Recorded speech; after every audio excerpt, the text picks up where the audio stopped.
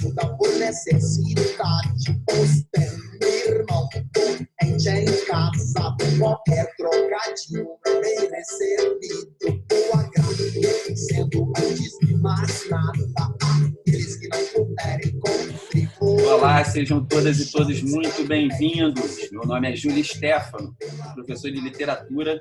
Hoje é dia 1º de maio de 2020. E eu estou aqui hoje para fazer uma reflexão sobre o Dia do Trabalhador. E para fazer essa reflexão hoje, eu trago duas obras literárias. A canção Miséria S.A., do Pedro Luiz, mas que ficou muito famosa pela versão da banda O Rapa, foi essa que a gente ouviu, e o poema Morte do Leiteiro, do Carlos Drummond de Andrade, que já é um clássico da nossa literatura.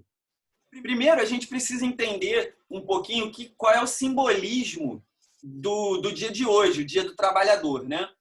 Esse dia ele é comemorado em homenagem às lutas que os trabalhadores empreenderam aí ao longo da história por melhores condições de trabalho. Então, hoje, se a gente celebra essa data, é muito por uma condição de luta dos trabalhadores. Aqui no Brasil, inclusive, a gente faz uma confusão, Dia do Trabalho, Dia do Trabalhador, né? E é interessante a gente marcar esse dia de hoje como o Dia do Trabalhador mesmo, não o Dia do Trabalho, né? O que é mais importante, eu acho que nessa história toda, são as pessoas. Eu sugiro aí que todos corram atrás e pesquisem um pouquinho o simbolismo desse dia 1º de maio, né? Não precisa estudar muito, não, coisa rápida, dá um Google aí. Um outro ponto interessante para a gente analisar nesse tema é a própria palavra trabalho, que tem uma origem do latim tripalium, que além de um instrumento para secagem do trigo, né, era também um instrumento de tortura.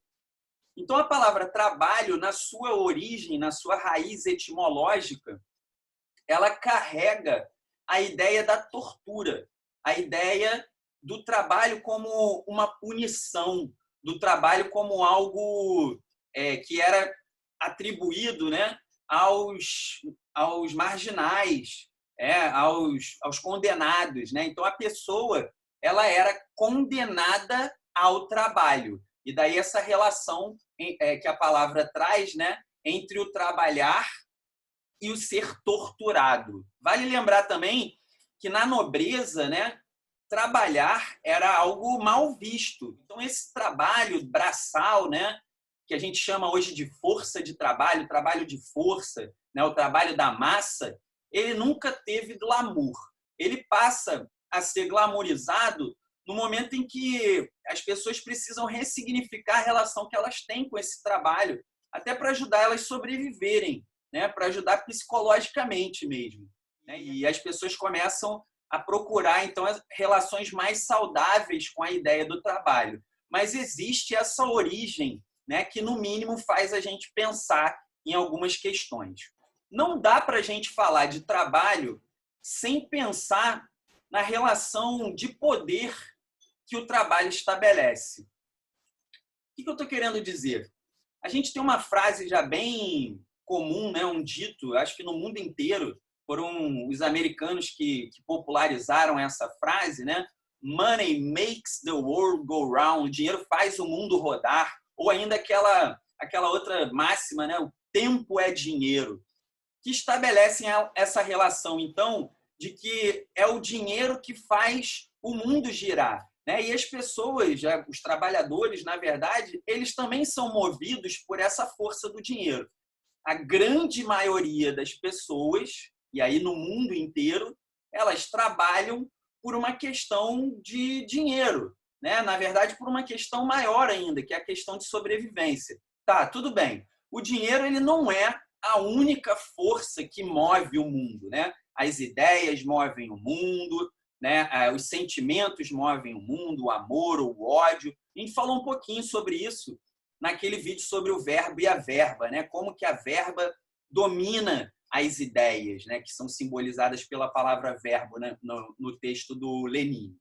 Aqui, a gente vai pensar também, então, nessa força do dinheiro como relacionada à ideia da necessidade de sobrevivência mesmo das pessoas, né? Os dois textos que eu trago hoje para a gente analisar, eles falam bastante sobre essa relação. O primeiro texto, que é o Miséria S.A., do Pedro Luiz, ele traz justamente, inclusive já no título, né, essa ideia. Miséria S.A. é um título que faz menção à ideia de uma empresa, né? S.A. é a abreviação de Sociedade Anônima, que é a forma como as empresas, ou a grande maioria das empresas, ou, enfim, as empresas, pelo menos as maiores empresas, são sociedades, chamadas sociedades anônimas, né? Uma tipologia jurídica. E aí, na música, ele traz isso justamente para falar de um trabalhador que ele vai trabalhar para a miséria, né? Seria mais ou menos essa a ideia central dessa música. O que essa música vai fazer em termos de linguagem? A genialidade dela está justamente na ideia de pegar um discurso tradicional de pessoas que vendem coisas ou pedem dinheiro nos meios de transporte público, como o ônibus ou o trem. Então, vamos pensar para organizar. Quem é esse trabalhador que está nessa canção se pronunciando ali, né? Quem é esse eu lírico? Ele é um trabalhador que está na informalidade. Ele está vendendo coisas no ônibus ou no transporte público, né? Dando seu jeito, né? Se virando. E a lógica que está sendo colocada para o trabalho, aí no início do nosso milênio, né? Do nosso terceiro milênio, é que cada trabalhador vai responder pelas suas próprias condições de trabalho. Uma coisa que a gente pode pensar aí é esse fenômeno que a gente viu nos últimos anos de uberização do trabalho, que ficou chamado assim por conta do Uber, né? Mas o que acontece com esses trabalhadores, por exemplo, do Uber? São pessoas que têm que trabalhar, às vezes, 15, 16 horas, assim como aqueles trabalhadores lá do final do século XIX, com a empresa que explora o trabalho deles. Essas empresas não podem ser cobradas por essas questões trabalhistas, como, por exemplo, uma jornada de 8 horas que garante às pessoas descanso e que garante às pessoas também algum tipo de dignidade, a vida em família, enfim, uma vida que vai para além de ser uma força de produção de riqueza, uma força de garantia de lucros empresariais.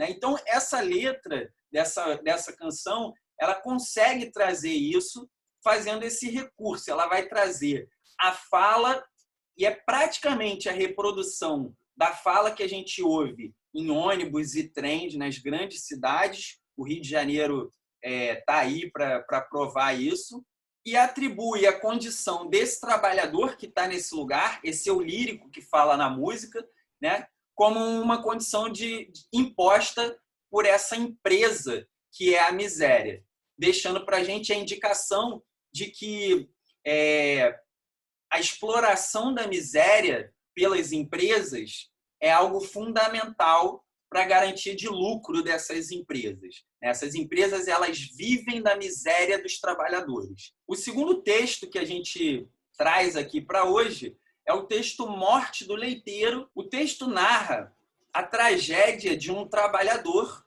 humilde que mora no subúrbio e que atende ao trabalhador de classe média. Esse texto foi escrito em 1945, foi publicado em 1945, e existia nessa época o leiteiro, que entregava o leite na porta das casas das pessoas.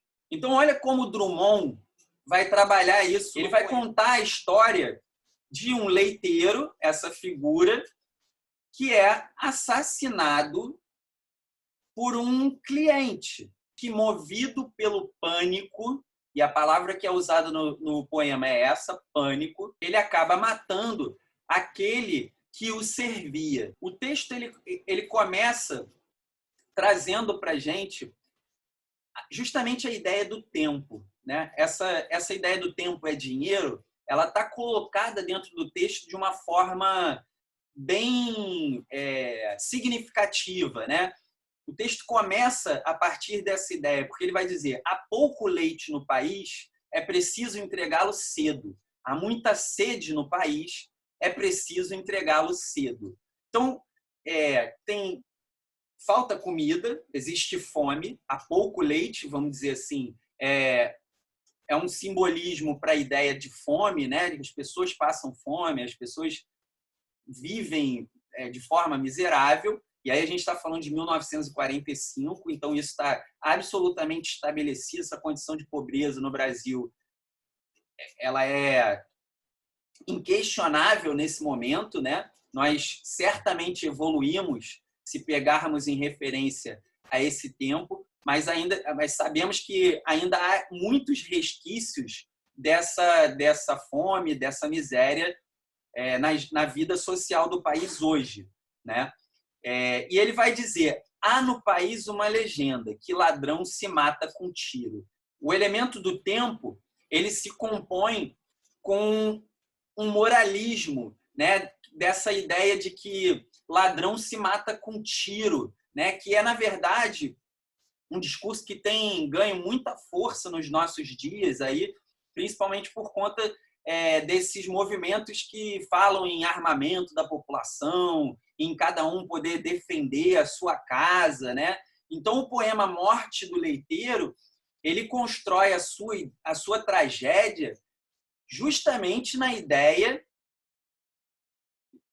e aí o texto apresenta isso evidentemente como um equívoco, nessa ideia de que cada um vai proteger a sua casa dos perigos, né? Que a gente vai ter condição, se a gente tiver uma arma, a gente vai ter condição de proteger a nós e aos nossos entes queridos e as pessoas que a gente ama.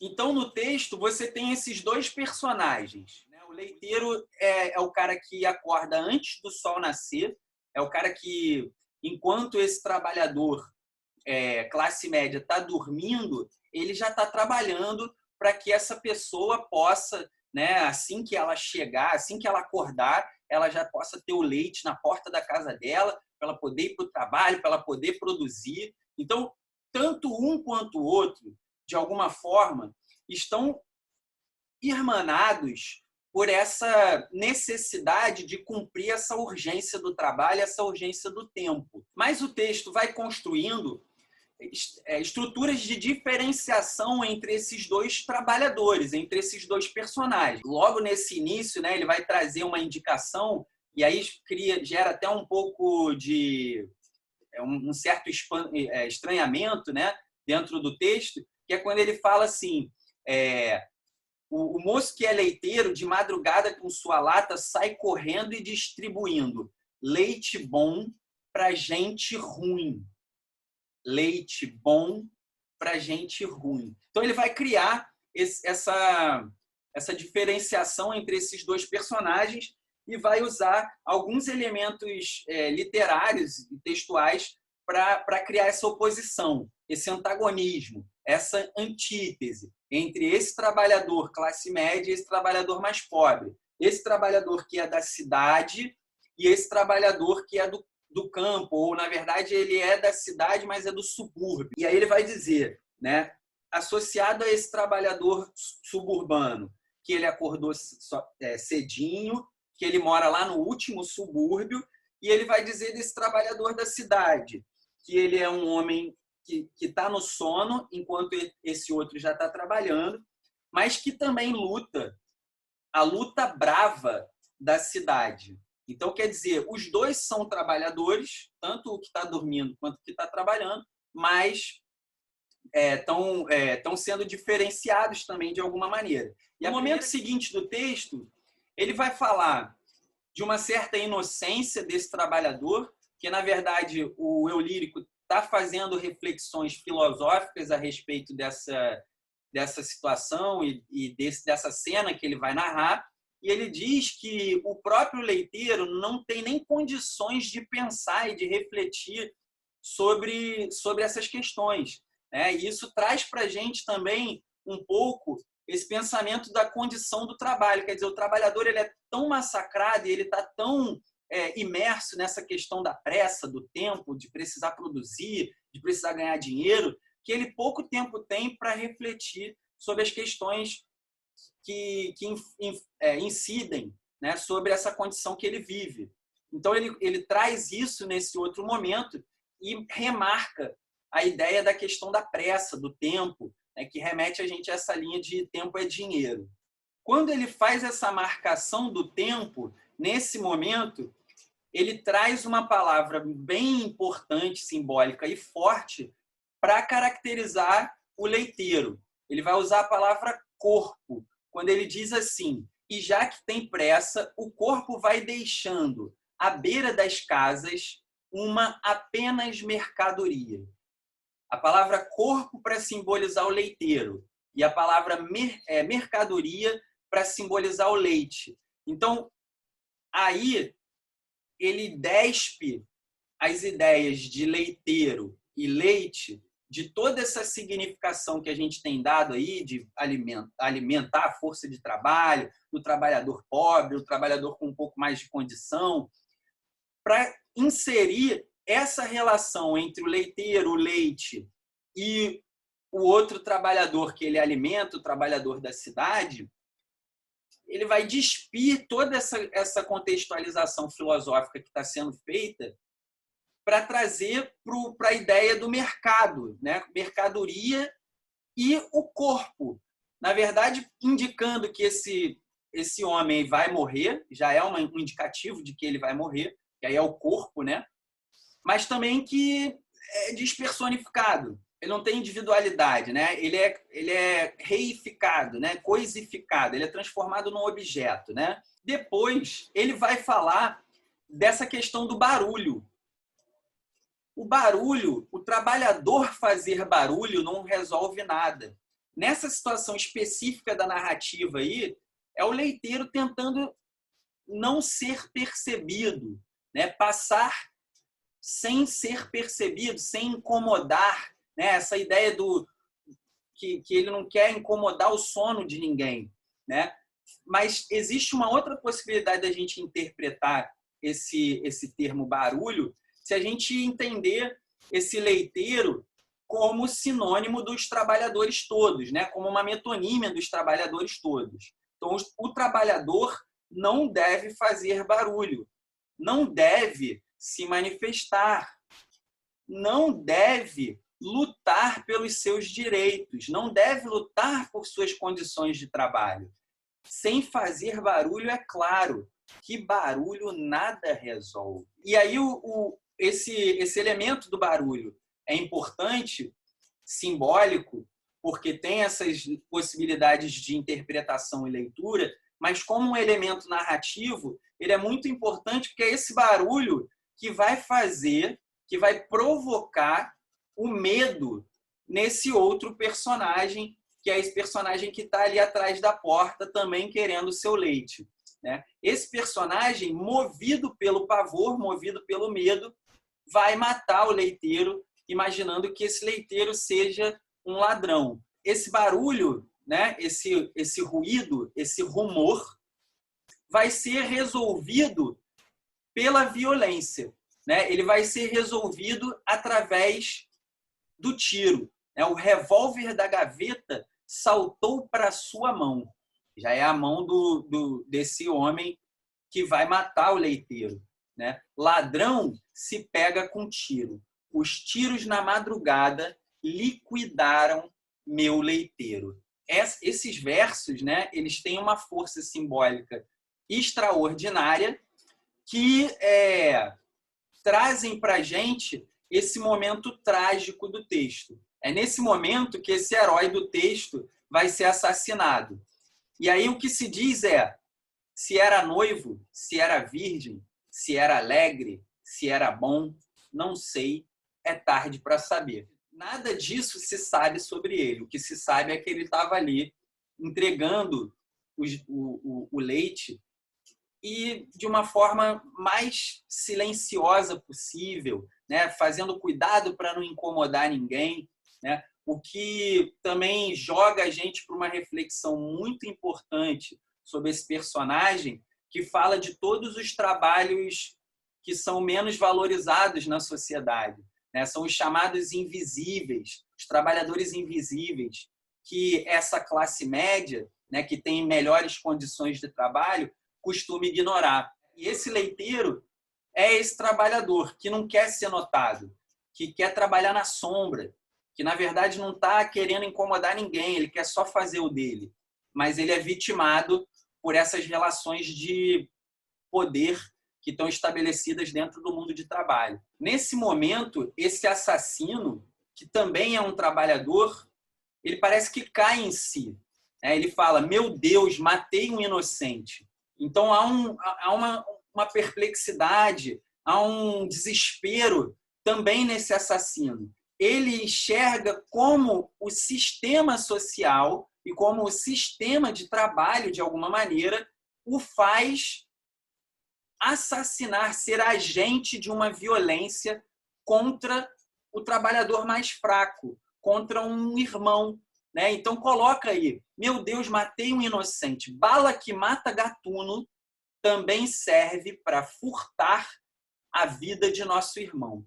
E aí, gatuno, numa referência a ladrão, e ele, quando ele fala da morte, ele vai usar o termo furtar, que está associado à ideia de roubo, de ladrão, de furto como crime, mas aí vai usar para dizer que a bala furta a vida de um irmão.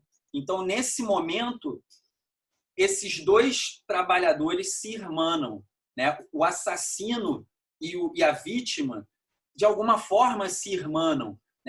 O assassino percebe o erro que ele comete e consegue olhar de igual para igual para o leiteiro. Mas aí já é tarde. Aí o leiteiro já está morto. E aí tem alguém que diz, quem quiser que chame médico, polícia não bota a mão neste filho de meu pai. Tem toda uma relação social bem profunda nessa construção aí também. A gente tentar entender quem seria um possível personagem a dizer essa fala, mas é um personagem que está ali, e que está protegendo agora, diante dessa tragédia, ele vai proteger esse irmão, porque é isso, é um filho de meu pai, numa referência a Deus, trazendo o elemento religioso que é característico da cultura brasileira.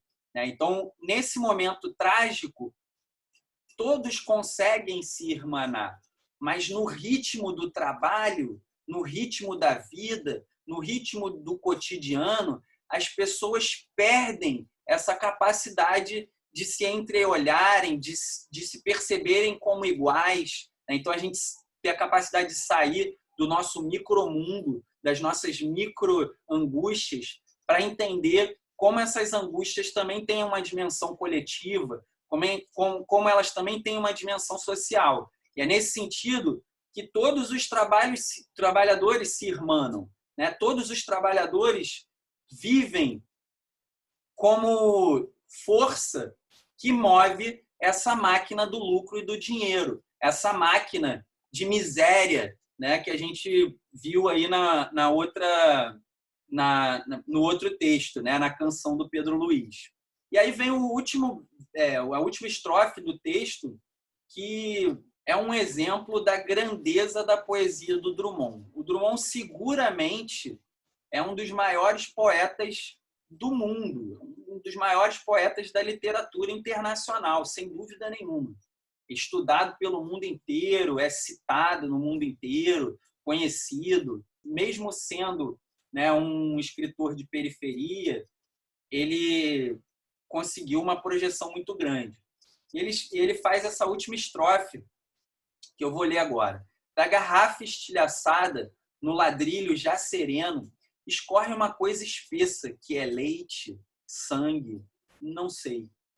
Por entre objetos confusos, mal redimidos da noite, duas cores se procuram, suavemente se tocam, amorosamente se enlaçam, formando um terceiro tom a que chamamos aurora. Diante dessa tragédia, Drummond indica uma possibilidade pálida de perspectiva, porque ele fala, inclusive, da ideia da redenção. Objetos confusos, mal redimidos da noite. Que objetos são esses? O corpo do leiteiro, o leite, o vidro, o sangue, a garrafa quebrada. Então, da garrafa estilhaçada no ladrilho, o leite e o sangue se misturam, o vermelho e o branco, criando um tom que é semelhante ao tom do nascer do sol, ao tom da aurora. Ele é bem descritivo nesse momento do poema para trazer essa ideia dessa aurora. E a gente pode imaginar o dia nascendo, né? Se o leiteiro estava ali no finalzinho da noite, né? no finalzinho da madrugada, trazendo leite para as pessoas, ainda escuro, depois dessa cena, o dia está amanhecendo e o tom do leite misturado com o sangue como um elemento de simbolismo da força de trabalho, o leite como um elemento de simbolismo do alimento, né? Essa ideia do trabalho e das necessidades básicas das pessoas se entrelaçando para gerar uma possibilidade de uma aurora, de um amanhecer, de alguma coisa que indique alguma perspectiva positiva. É óbvio que nós estamos diante de uma cena trágica, angustiante, né? O trabalhador contra o próprio trabalhador, um equívoco alimentado por uma relação de poder, pelo medo, né? Por questões sociais muito complexas. E, diante dessa cena trágica, uma ponta de possibilidade para que as coisas se transformem, para que as coisas mudem, para que um novo dia surja, para que novas relações possam surgir. E aí a gente volta a pensar, então, no dia de hoje, né? O Dia do Trabalhador. Esse texto do Drummond, ele indica para a gente a necessidade de união entre os trabalhadores, a necessidade que se rompam essas estruturas sociais que apartam os trabalhadores, que dividem os trabalhadores, que fazem com que os trabalhadores briguem uns com os outros, se matem uns aos outros, esses trabalhadores se unam em torno dos seus objetivos comuns. E eu acho que é esse o grande símbolo do Dia do Trabalhador. É o dia que todos os trabalhadores devem buscar os pontos de convergência, desconstruir os muros que socialmente são colocados entre eles. Essa aurora que o Drummond propõe, ela só vai surgir no dia que esses trabalhadores conseguirem olhar um para os outros e se irmanar. E essa foi a minha mensagem de hoje. Espero que vocês tenham gostado. Um grande abraço e até a próxima.